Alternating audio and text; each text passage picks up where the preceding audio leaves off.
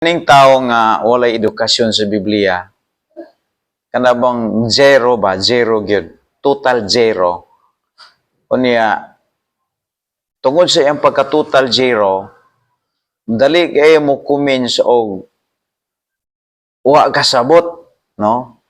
Kay wa siya kasabot mo nang bisan og ipasabot, di gyud mo sabot kay wa gyud kay balo. Atong tagaan og comment reaction kining comments ni Rodil Al, mato pa niya, pagkasyokoy ni Motoy, mato pa niya, ang pangutana kung matawag ba og Bible ang Old Testament.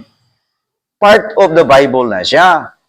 Kay ang Bible, kung man na siya go, nagkumpos og old anyo. Kung walay old, di na kung walay old, kung wala po inyo, o di, wala tanan. Pero pag may ni kag nay old, meaning to say, part of the Bible na.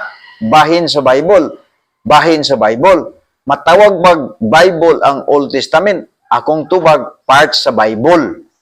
Pag maingon po ka og kining New Testament, kasi itawag ana, part of the Bible na. So kung ipuno na sila, mo na gitawag Bible. Kakasabot. Ang pangutana, matawag ba og Bible ang Old Testament? Akong tubag ana, part of the Bible ng Old Testament. Ang New Testament, part of the Bible yapon. Pagtabuo na sila mo ng Bible. Ang pangutana nimo, matawag pag Bible ang Old Testament. Akong tubag ana, part of the Bible. Klaro. Kay kanang 39 books sa Old Testament, Genesis, paingon sa Malakay, kadaghan na nga libro niya, di mo dawaton nga dili na sa parts of the Bible. Amunsa ka? So, bagsak na ka. Matod pa niya, imong tubag, matawag ba og scripture? Imong tubag, matawag og scripture. Basi wala ka kasabot sa pangutana. Oy, nakasabot ko sa pangutana mo, nang gitubag ganin ako. Ang problema nimo, kay di ka ganahan mo tawat sa kung tubag, kay ikaw mismo, ignorante ka sa isyo nga atong gitubag. Okay? Ignorante ka. O, sa pa din basin o wala ka makasabot sa pangutana.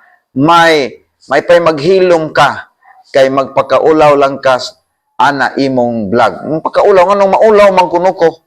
Ikaw mo angay maulaw diya mag-comments ka sa kong vlog kay wa man kakasabot. Ayaw og appeal sa istorya kundi ka kasakay sa level sa topic. Kay maparehas ani ang atong giisgutan dinhi scripture ikaw na wa kakasabot ko sa scripture. Ikaduha. Kanipang imong kanipa isa matud pa nimo ang mga apostoles dito pod nagpabautismo ni John the Baptist pagkabakakon gyud nimo. Mangutana ko nimo, kinsa nagbautismo ni Kristo? Si John the Baptist.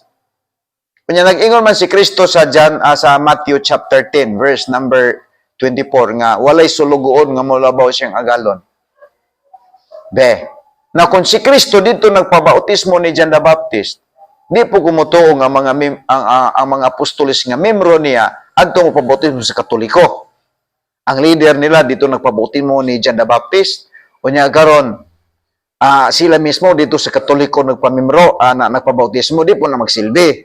So, logically, wala may lain nga gitagaan sa Ginoo o katungod nga mo bautismo og tubig si John the Baptist raman.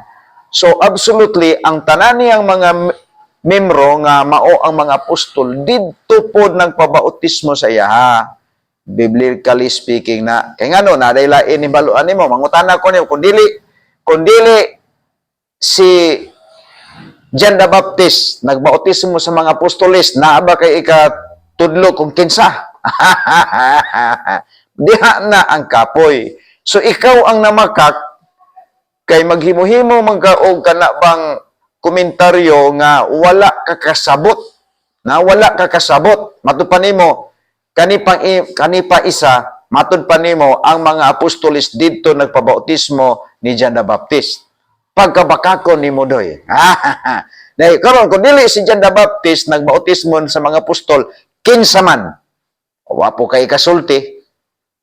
Pero kung ako musulti nga dito si Kristo nagpabautismo ni John the Baptist ug ang iyang mga membro lisod po kung tuwa nagpabautismo sa Katoliko. So di gin magsilbi. So kung asa tong ilang leader adto pod magpabautismo na nga ang Biblia nagasulti gyud nga ang nagbautismo sa mga apostoles ang mga si John the Baptist. No, balikon nako og ang mga apostoles nagbautismo pud sila tubig. Diha sa John chapter 3 verse 22, 23 nagbautismo pud sila.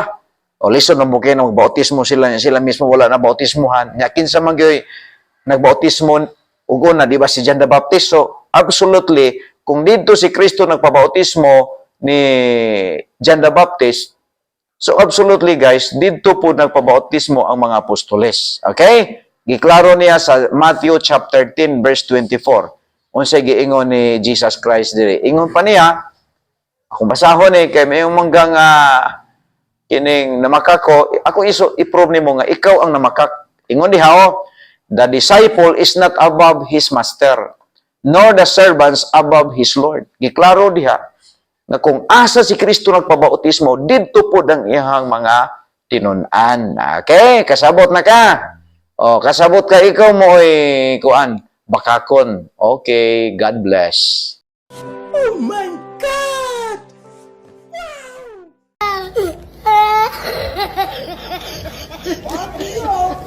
Oh my God! Oh my God!